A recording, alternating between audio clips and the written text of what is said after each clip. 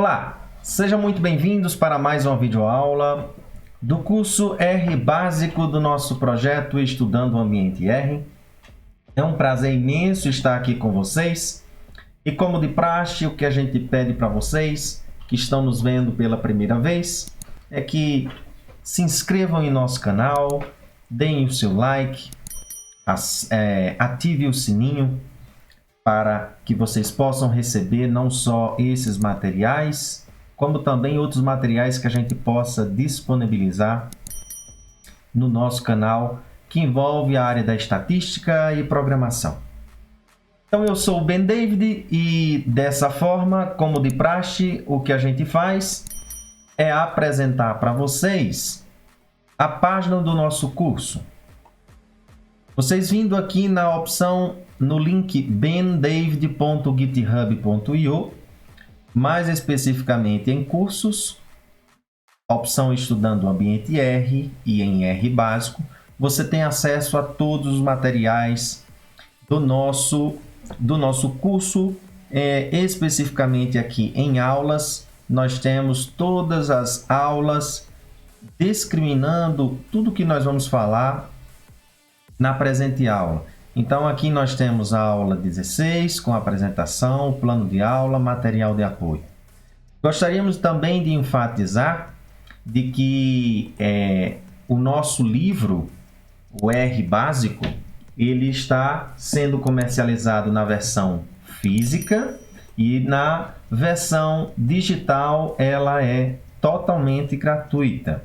Se vocês observarem aqui, retornando à página, nós temos a seção em livro de apoio, a versão física do qual, se você tiver interesse em comprar, aqui nós temos a nossa representante comercial. Do contrário, você pode estar por satisfeito na versão digital, em que a versão digital, nas versões PDF e BookDAO, são totalmente gratuitos para que vocês possam acompanhar todo o curso tranquilamente. Sem mais, hoje nós vamos para a aula 16 e vamos falar das estruturas de controle.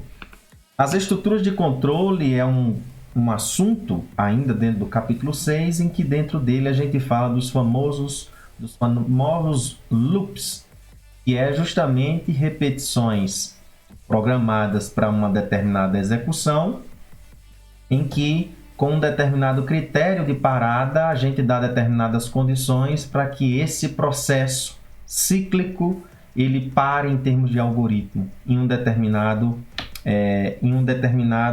tempo de execução que a gente programe especificamente, né? Que a gente quebre esse ciclo repetitivo do algoritmo. Vamos ver com mais calma o que são quais as estruturas de controle que nós temos no R e as funções loop. Bora lá!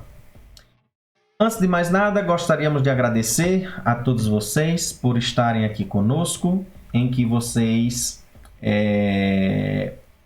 com este selo que nós temos do Democratizando Conhecimento, nós afirmamos que se vocês, em algum momento, procurarem os nossos materiais com este selo, significa dizer que em algum momento, quer dizer, em alguma versão do material, nós temos a versão gratuita e disponível, de modo que vocês possam usufruir e que o conhecimento ele fique livre nessa perspectiva.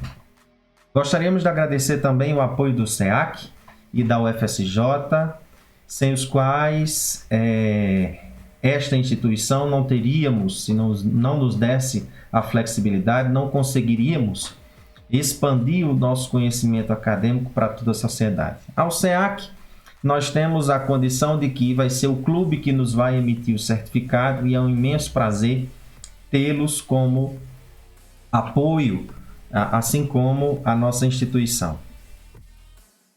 O livro de apoio nós já comentamos, que é o R Básico, e aí nós vamos justamente falar sobre essas estruturas de controle que nós temos no R. Para a linguagem R, nós temos as seguintes funções, que é a if, switch, if else, while, repeat e for.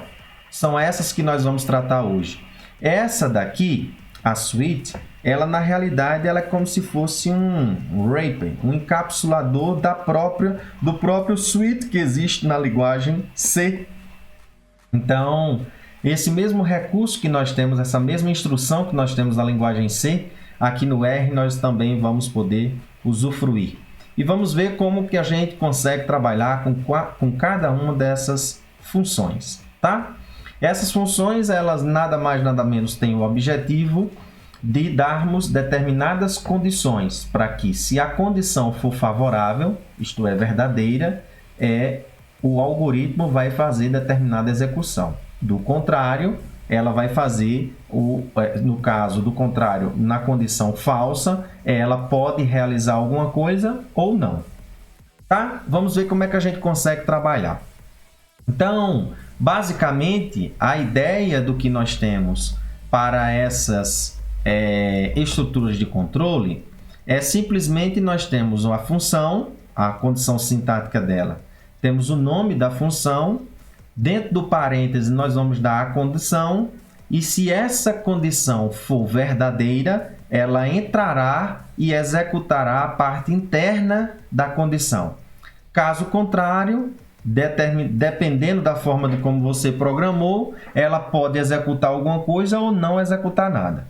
Significa dizer que, se esta condição for verdadeira, ela entrará dentro da função, do corpo da função, e especificamente ela irá executar aquilo que a gente desejar. Se isso não for verdadeiro, o código é executado, mas a expressão não entra em ação. Vamos lá. Essa aqui é a condição básica, né? Dito isso, vamos então para a nossa primeira função, que é a função if. O que é a função if? If significa o seguinte, se essa condição for verdadeira, execute essa expressão, que está sobre a condição true. Nesse caso aqui, vamos ver no fluxograma. Eu inicio a condição do if, ele avalia a condição, e aí o que acontece? Se essa condição for verdadeira, nós entraremos no corpo da função if, isto é, esta condição aqui. Do contrário, se essa condição não for verdadeira, ela simplesmente finaliza o if. Certo? Isso é a ideia básica dessa primeira função. Vamos para uma outra situação e outra condição, que é a junção do if com o else. Significa dizer que, se esta condição for verdadeira, esta primeira expressão da condição verdadeira será avaliada, que seria especificamente nós usarmos isso aqui. Se essa condição do if for verdadeira, o corpo será executado. Ao ser executado, ele vem e finaliza o if após a execução. Agora, caso esta condição, que é referente a essa daqui, não for verdadeira, ela entra na condição do else, que é a condição contrária. Diferentemente da outra situação, como nós não tínhamos o else para a execução contrária da condição do if, ela simplesmente finalizaria, que é essa situação aqui anterior. Eu entro, avalio a condição, ela sendo verdadeira, eu executo a expressão que está no corpo do if. Do contrário, ela simplesmente processa a informação, mas não avalia a expressão interna. Nesse caso aqui, não. Eu tenho agora duas condições. E duas expressões, vamos pensar, dois corpos de avaliação, a do if e a do else. A do if é a condição verdadeira para a condição de if. E a condição falsa é justamente isso não sendo verdadeiro, ela vem e executa a condição do else. Vamos ver um exemplinho para que a gente entenda melhor? Vamos lá. Então, aqui, simplesmente, eu estou iniciando com um contador. Aqui eu não inseri nada. Eu estou iniciando com um contador e digo que esse contador, aqui é igual a 5, um objeto. E aí eu faço o seguinte, avalie o seguinte, se i for maior do que 3, imprima na tela do console o texto maior que 3. Se isso não acontecer, não vai haver execução nenhuma e, portanto, não há impressão nenhuma do texto maior do que 3. Nesse caso aqui, como i é igual a 5, foi executada a primeira linha, a condição entrou em ação e se verificou que i era maior do que 3. Logo, foi impresso na tela o resultado, maior que 3. Vamos ver um outro exemplo? Esse aqui agora é uma condição de que a gente está avaliando na condição se esse x é numérico, tá? Então, o que é que vai acontecer? X é um número, ele vai ser avaliado e se isso é uma condição verdadeira, veja, isso aqui que é interessante é que nós vamos ver aqui na sequência da seguinte situação. Aqui, como aqui anteriormente, aqui é uma condição em que eu tenho aqueles operadores lógicos, né? Ou booleanos, e que nesse caso o resultado dessa situação aqui, ela internamente ela está avaliando e me retornando uma condição true ou false. E aí, o que é interessante é que eu não preciso explicitar especificamente a condição que isso seja true ou false.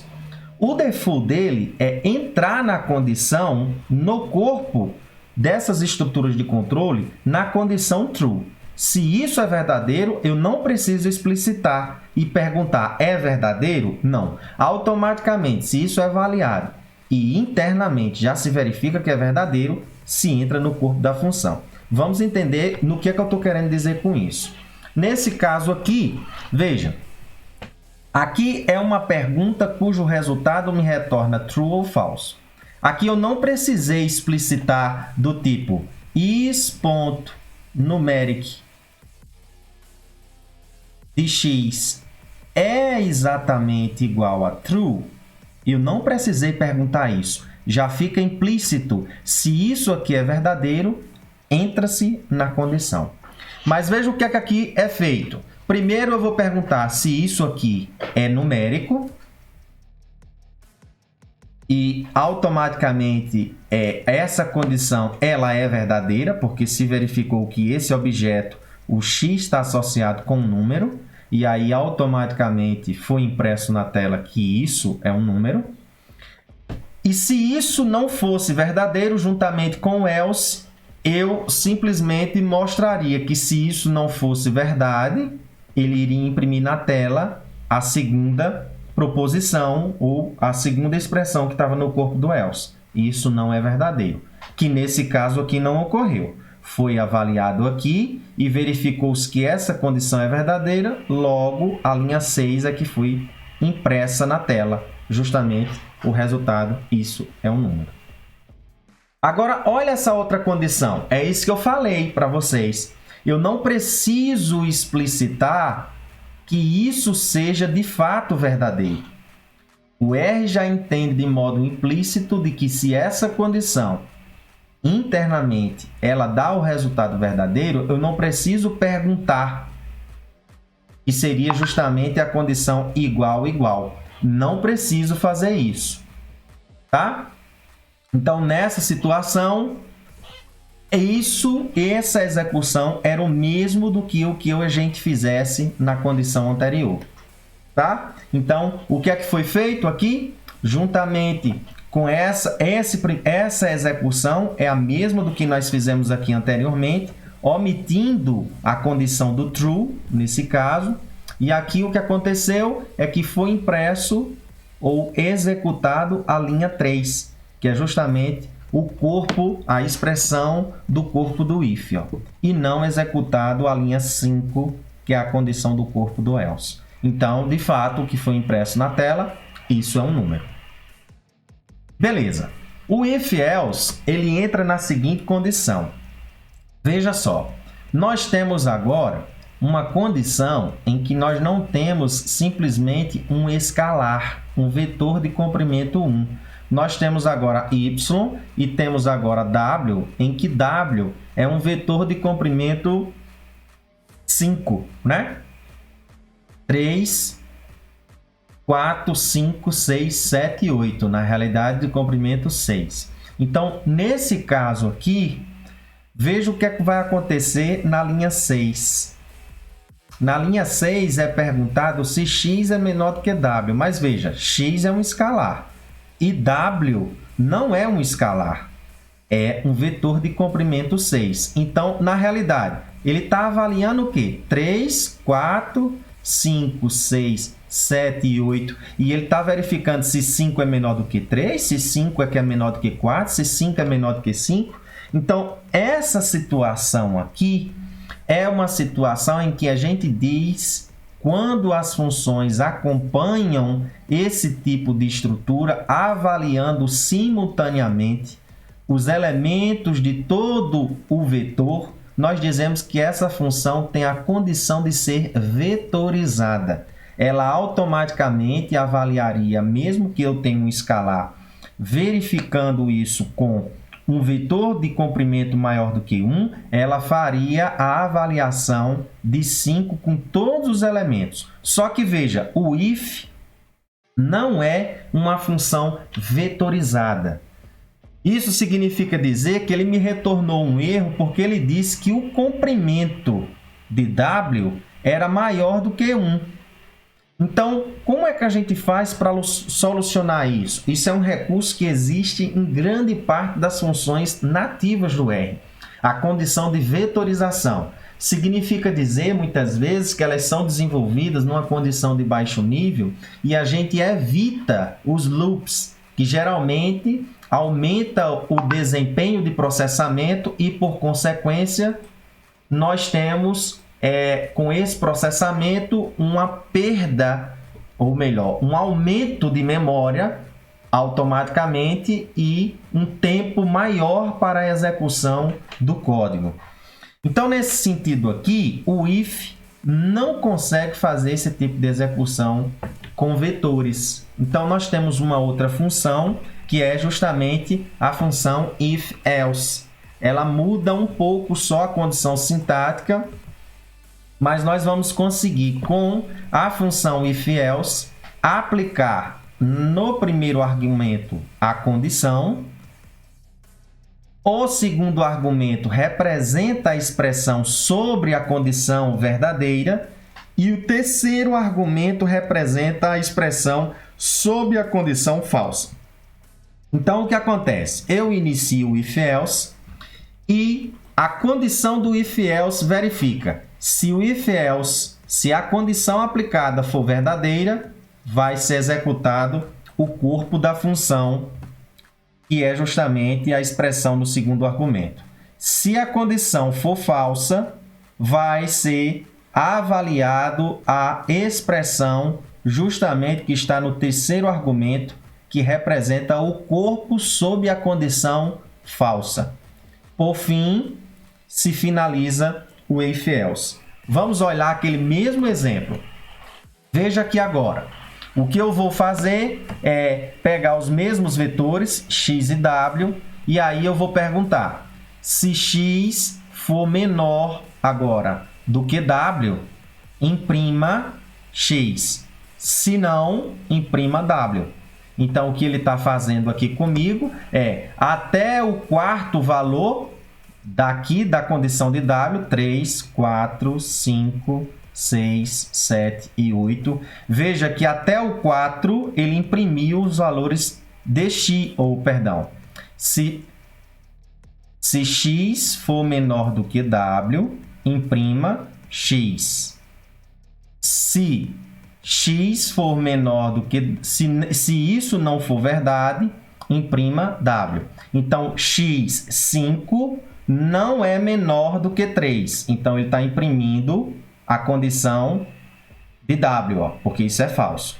5 também não é menor do que 4. Então, ele não está imprimindo x. 5. Agora, Na condição aqui do limiar, 5 é menor do que 5? 5 não é menor do que 5. Isso não é verdadeiro. Então, ele está imprimindo W, que é o 5. Agora, a partir do 6, ele vem lá. 5 é menor do que 6? É. 5 é menor do que 6. Então, ele está imprimindo X. 5 é menor do que 7? É verdade. Então, ele está imprimindo 5. Veja que a partir do 5, ele só imprime 5.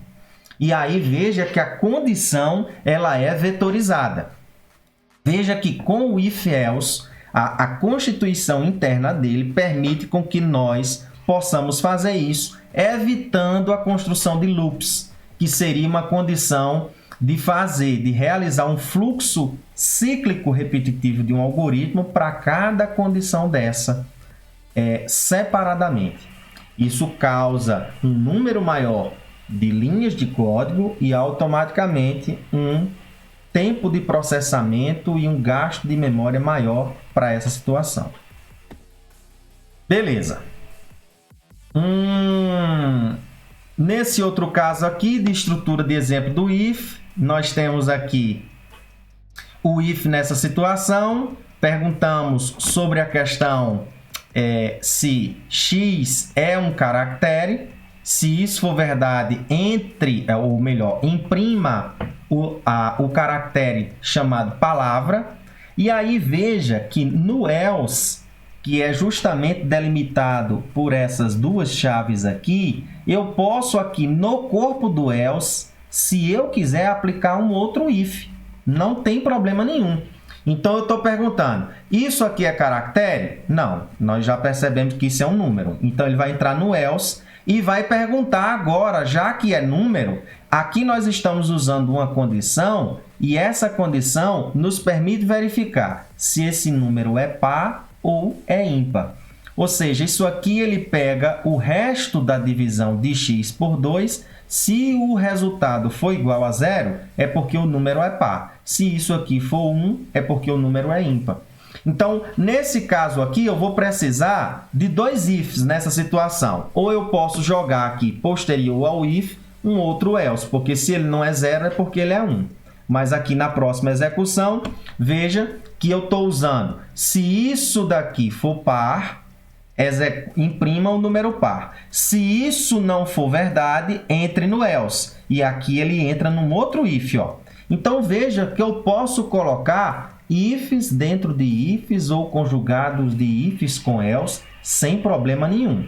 O que você só tem que entender é a condição lógica do processo de entrada e o que é que está sendo impresso. Quer dizer, este resultado do código todo, o que foi impresso foi essa linha 8, porque foi justamente verificado que 2 dividido por 2 dá 1, então não tem resto nessa divisão, logo o resto dela é igual a 0 e, portanto, isso aqui foi dado impresso como número par. Beleza? Agora nós temos uma outra situação em que aqui nós estamos no processo de simulação e nós fixamos a semente. Esse valor é arbitrário, esse valor 15.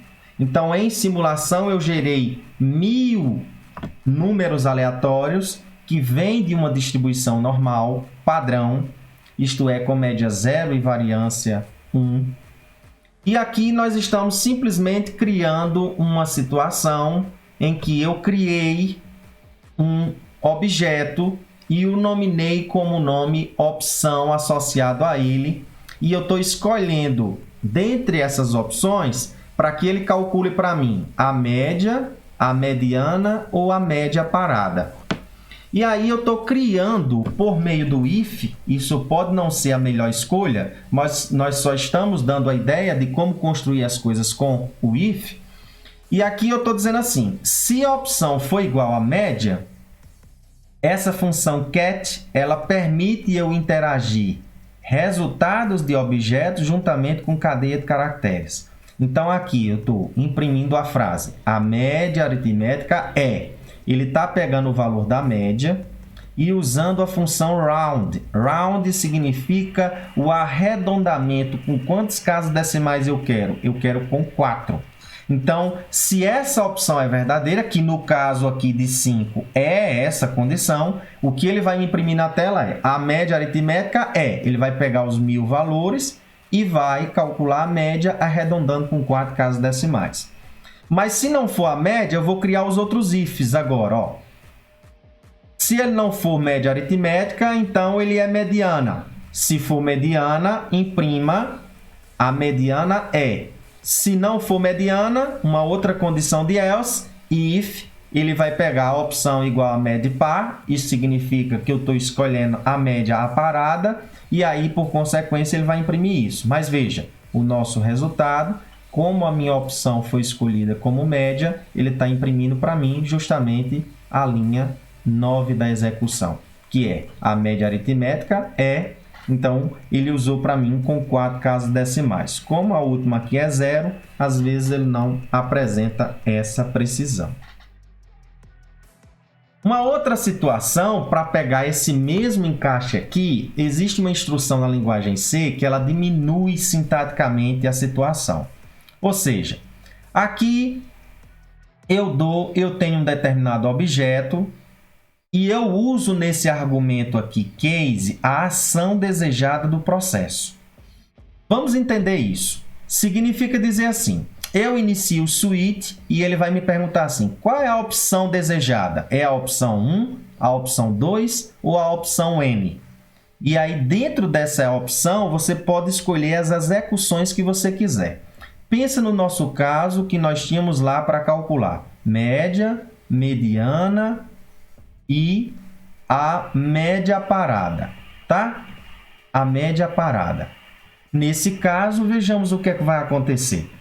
Eu criei apenas o switch e disse o seguinte, se você escolher a opção igual a média, imprima a frase a média aritmética se você escolher mediana, dado que essa opção recebe esse nome, você pode escolher a mediana e aí você imprime na tela a mediana juntamente com o valor da mediana. Ou não, eu quero a média parada. Então veja, como a opção aqui é justamente o nome média, ele entrou no case da média e fez a execução. Aqui eu poderia ter criado, ao invés simplesmente dessa função, eu poderia criar uma função do qual a gente vai ter nas próximas aulas como construir funções. Então, essa função switch, ela evita fluxos gigantescos de código e simplesmente com o encaixe dos valores específicos que você dá para a opção, você pode escolher o case desejado. Bem interessante ela. Veja que ela reduz bastante aquela condição que nós fizemos para o if. Essa daqui agora nós vamos entrar justamente nas situações em que nós temos os famosos loops. O que é que significa os loops? O loop é uma determinada condição que nós vamos dar para o processo e enquanto essa condição não estiver satisfeita, ele vai ficar num processo contínuo de entra no código, repete aquele processo e volta. Entra no código, repete aquele processo e volta. Nesse tempo de execução aqui, ele pode estar imprimindo e mostrando para mim no console, a cada loop passado, um conjunto de resultados, ou pode imprimir gráficos, pode plotar, pode salvar, pode exportar arquivos, depende do que é que você está construindo. Então vejamos aqui essa primeira função que nós temos, as funções dos loops. Veja que as funções que nós falamos anteriormente, a if, if, else e switch, ela não tem condição de loop. Ela está dando uma passada, avalia a condição e sai do processo. Aqui não. Veja o que é que vai acontecer. A primeira função, que é a função repeat, geralmente a gente tem uma condição que a gente aplica nesse fluxo de loop, de processo de idas e voltas, e a gente dá um processo de parada. Ó, chegou a determinada situação, pode parar.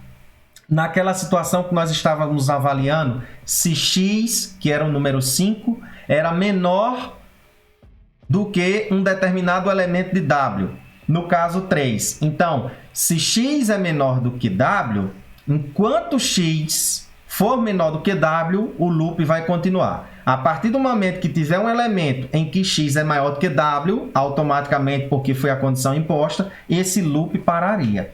O problema é que repeat ele não tem uma condição de parada explícita.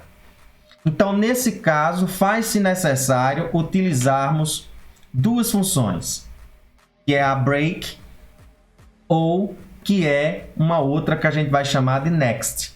Vamos entender aqui como é a condição do repeat. Eu vou iniciar o processo, eu entro numa condição não explícita, que a gente vai ter que introduzir isso na expressão. Se essa condição do repeat for verdadeira, eu quebro o processo, ou melhor, se esta condição aqui, que eu entro na condição, ao avaliar dentro da expressão, é perguntado se o break vai entrar em execução ou não. O break significa justamente quebre essa condição de repeat. Então, se isso for verdadeiro, automaticamente eu saio do processo do repeat. Se isso daqui, break, for falso, ou seja, a condição do repeat não entrar na condição do break especificamente, o corpo remanescente do repeat é executado e o processo volta à condição inicial, que é justamente esse processo que nós estamos falando. E essa condição ela é satisfeita. Esse loop aqui ele só para o processo quando a condição de break for verdadeira e automaticamente a gente sai do processo. Vamos entender isso por meio de um exemplo que eu acho que fica mais claro. Nós temos uma outra aqui que eu tinha passado, que é a condição do next. Significa dizer a do next para o repeat, para o break, é o seguinte. Eu tenho um contador aqui que ele vai fazer diversos processos de ciclo. Beleza. Em um determinado processo, em que i seja aqui igual a 2, por exemplo, a condição aqui next significa dizer assim, que é próximo. Se essa condição, ao ser executado no segundo ciclo, for acionado a função next, significa dizer que o corpo remanescente do repeat não é executado. Automaticamente eu já passo para a próxima interação do contador, que significaria i igual a 3, e essa condição não seria executada. Para que a gente possa entender melhor, vamos para um exemplo. Então aqui eu tenho o contador i igual a 1, e aí começa a condição do repeat, que entra em execução. Ó. Repeat, abre chave, fecha chave. E aí a condição if entra no processo. É perguntado, i é maior do que 5? Se i for maior do que 5, quebre. Ou seja, quebrar automaticamente significa dizer que o repeat daqui para frente não será executado e o repeat finaliza seu processo.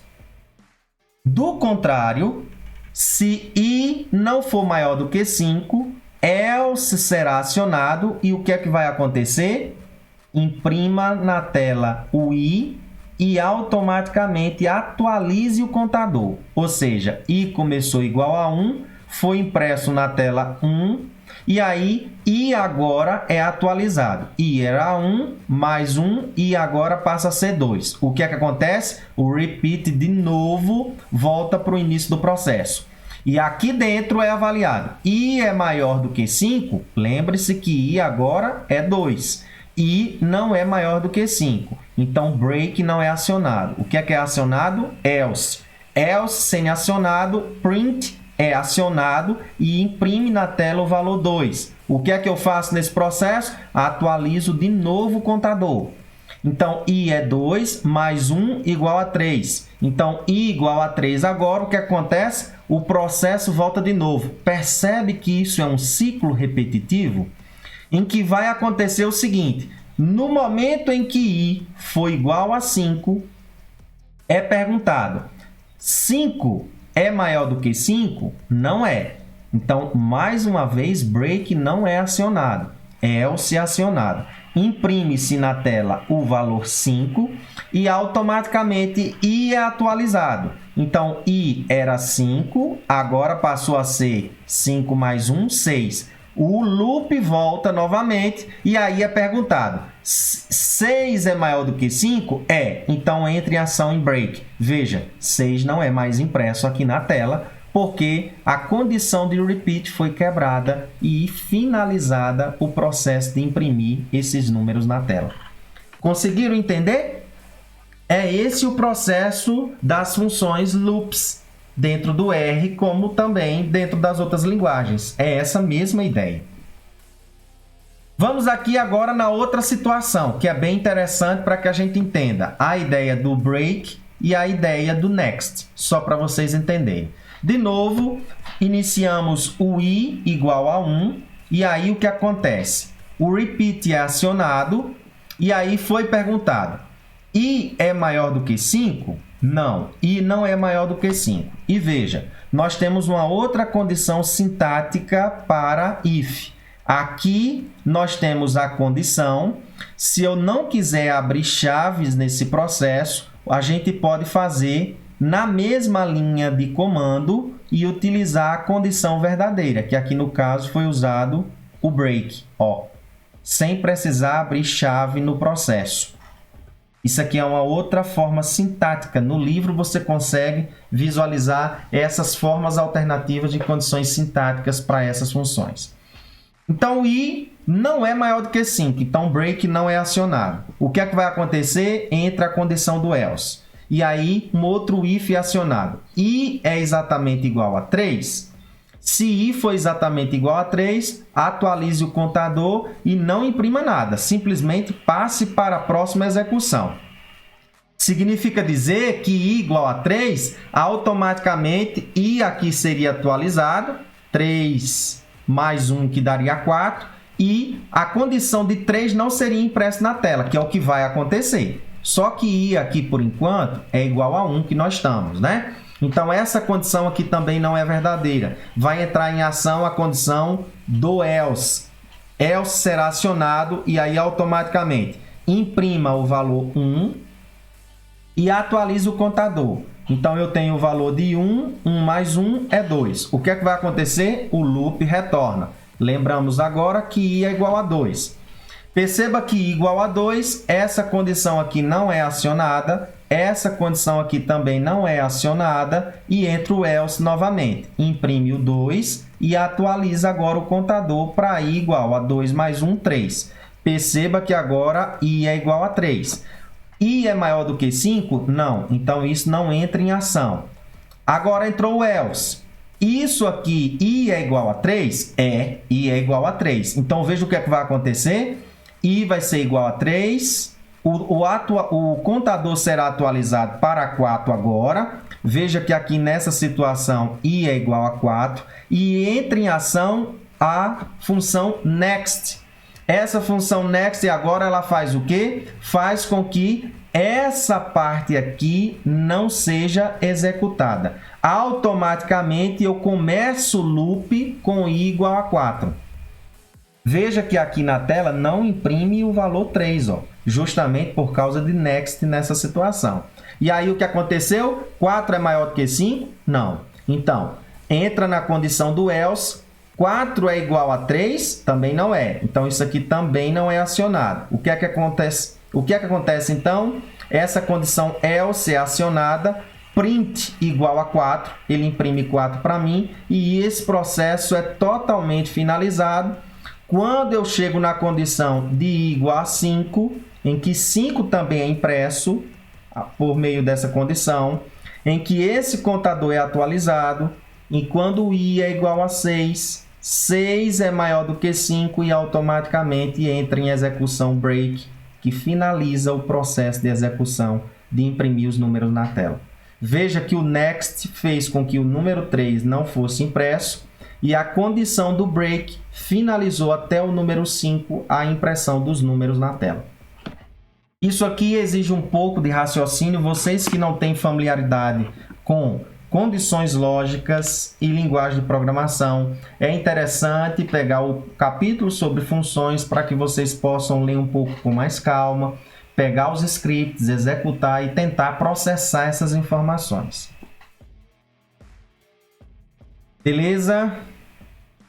Vamos agora para outra condição, que é um outro tipo de função loop, que é o while. E o while nessa situação, ele tem uma condição agora explícita, diferentemente que o repeat não tinha. E nessa condição explícita, enquanto essa condição for verdadeira, a expressão do corpo de while é executada. No ponto em que essa condição for falsa, automaticamente se finaliza o while e a execução é finalizada. Vamos para um exemplo. Mesma coisa que nós fizemos anteriormente, veja que nós vamos precisar de poucas situações para a condição de parada, porque o contador é explícito, diferentemente de repeat, que eu precisei de usar ifs, else e também as outras funções que é break e next para poder a gente ter o tempo, a quebra de execução do loop. Perceba que na condição, na função repeat, se break não existisse nessa situação, o loop ficaria infinito e aí o processamento da execução não pararia e aí você teria que finalizar ou fechar ou forçar a parada porque a execução não finalizaria. Isso é um problema e tem que ter muito cuidado quando você cria esses loops dentro de suas funções. Vamos então para o repeat. Iniciei pelo contador, igual a 1, e aí é perguntado agora, i é menor ou igual que 5? Enquanto i for menor ou igual que 5, execute linhas 5 e 6. Então, o que é que ele está fazendo? Imprime para mim e atualiza o contador. Vai para o 2. É verdade? É verdade. Imprime para mim e atualiza o contador. Ele faz isso até nós chegarmos à situação em que i é igual a 5, e quando ele atualiza na linha 6, que com i igual a 5 eu tenho 5 mais 1, 6, em que ele vem para cá, a gente vai ver que 6 não é mais menor ou igual que 5, então a condição do loop é finalizada e é impresso na tela apenas os 5 primeiros números de 1 a 5. Ó. Na outra situação, eu estou usando a condição do next. E aqui eu simplesmente usei a condição do next para que não imprimisse para mim o número 3, da mesma forma que nós fizemos anteriormente, mas o número de linhas de comando foi menor, porque com o while eu tenho uma condição de parada. Então, foi a mesma ideia. O que aconteceu nesse processo é que apenas nós não imprimimos o número 3, mas o contador foi até ao número 5. Na realidade, o contador foi até o número 6 e o que foi impresso na tela foi até o número 5. Então, a gente pegou esses 4 valores, 1, 2, 4 e 5 impressos na tela. Por fim, acho que dentre essas while, repeat, eu acho que a função for é a que a gente consegue melhor controlar a condição de parada e a condição explícita, em que o contador ele é apresentado na própria condição de verificação da função por meio de uma lista. Então, a gente diz o comprimento que a gente quer do número de loopings que vai ser processado na situação. E aí, o que acontece? Enquanto esse contador, enquanto ele não tiver varrido todos os elementos que existem na lista, esse loop vai sendo processado e o corpo da função for vai sendo executado. Ao passo que quando acabar todas as possibilidades de elemento da lista, a condição false entrará em execução e aí, por consequência, nós finalizaremos a execução do loop em for.